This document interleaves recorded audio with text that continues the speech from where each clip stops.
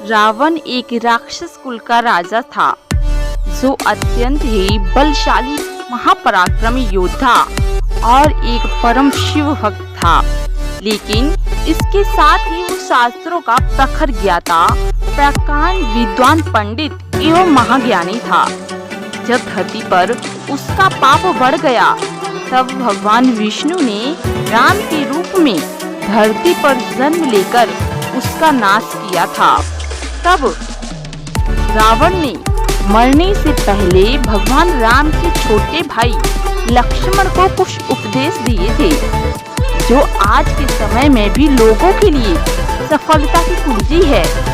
रावण ने जिस समय मरणासन अवस्था में था तब भगवान राम ने लक्ष्मण से कहा कि इस संसार से नीति, राजनीति और शक्ति का महान पंडित विदा ले रहा है। तुम उसके पास जाकर और उससे जीवन की कुछ ऐसी शिक्षा ले लो जो कोई नहीं दे सकता। राम की बात मानकर लक्ष्मण मरणासन अवस्था में पड़े रावण के सिर के पास जाकर खड़े हो गए। लक्ष्मण काफी देर तक रावण के सिर के पास खड़े रहे, लेकिन रावण ने उनसे कुछ नहीं कहा। इसके बाद लक्ष्मण वापस लौट आए और प्रभु श्री राम से सारी बातें बताई। तब भगवान राम ने लक्ष्मण से कहा कि अगर किसी से ज्ञान प्राप्त करना हो तो उसके चरणों के पास खड़े होना चाहिए, ना कि सिर के पास। यह बात सुनकर लक्ष्मण वापस रावण के पास गए और उसके पैरों के पास खड़े हो गए। उस समय महापंडित रावण ने लक्ष्मण को 3 ऐसी बातें बताईं जो जीवन में सफलता की कुंजी है।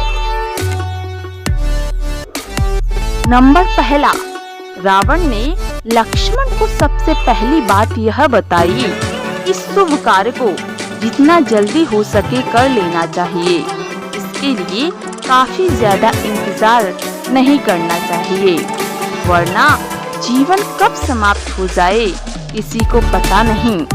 और अशुभ कार्य को जितना टाला जा सके जीवन के लिए उतना ही अच्छा होता है। नंबर 2, रावण ने लक्ष्मण को दूसरी सबसे महत्वपूर्ण बात यह बताई कि शत्रु तथा रोग को कभी छोटा नहीं समझना चाहिए।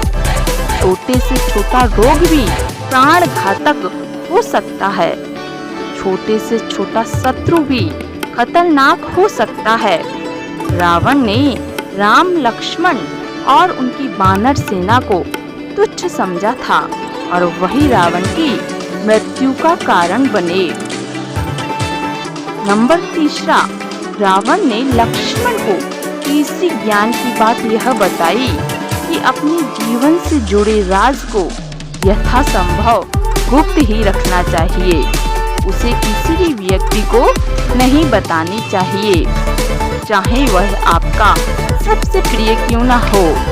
यदि वह रहस्य किसी के सामने आ गया तो उसका जीवन पर बुरा प्रभाव पड़ सकता है। रावण की नाभि में अमृत का कुंड होने का रहस्य विभीषण को पता था और यही रावण की हार की वजह बन गया।